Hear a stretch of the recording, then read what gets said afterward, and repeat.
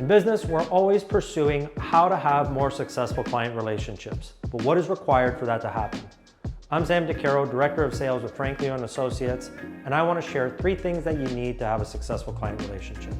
Number 1, you need to be able to build rapport and establish trust, especially in a market environment of uncertainty. The consumer, quite simply, will not listen to anything you have to say if they don't trust you.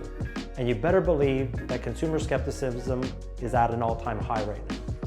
The best way to show that you have their best interest at heart is by asking skilled discovery questions and engage in active listening.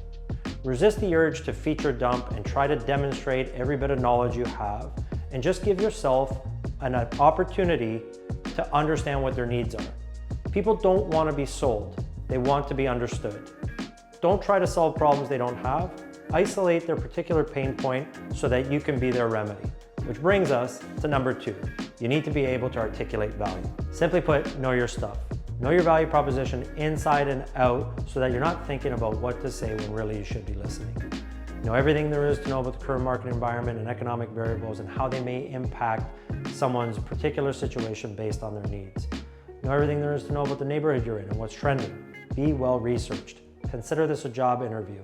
You wouldn't go to one unprepared or winging it, or at least you shouldn't, and nor should you when you're going to meet a client. Know where to source this information or be with an organization that provides it for you. If your value doesn't extend beyond opening the front door and pointing out where the powder room is, I hate to be the bearer of bad news, but you're not going to make it in this environment. Lastly, number 3, you need to be able to maintain the relationship. That dreaded word that everyone hates. Yes, follow-up. Follow-up isn't about bothering someone or calling someone back 2 months after you met them to find out if they're ready to buy or sell now. Follow-up is about providing consistent value deposits so when the time comes for that individual to make a decision, whether that's today, tomorrow, or further down the road, you are the obvious choice because you've always been there for them and there's no need to explore other options.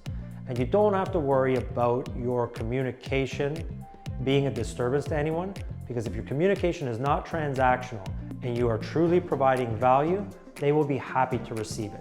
That is how you progress the relationship. You've established that you can be trusted, that you know your stuff, and that you are a consistent resource for them to make the best move when the time comes.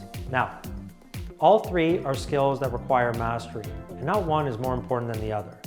If you can't connect with people, you won't have the opportunity to articulate your value, even if you know everything there is to know, because they won't be listening to you. And even if you're the most personable person on the planet and you can connect with anybody, if you don't know what you're talking about, then the relationship will die there. And lastly, if you're the most personable person on the planet and can connect with anybody, and you know everything there is to know about real estate, but you never follow up with someone, then you've demonstrated to them that you don't care about them, and you'll lose them. Work on these 3 skills to build more successful client relationships. Work on your skill discovery questions and active listening. Work on your value proposition and where to source pertinent information. And obsess over how to bring value and be a blessing to the people that you have in your database daily. I hope this helps. I'm wishing you a very productive day.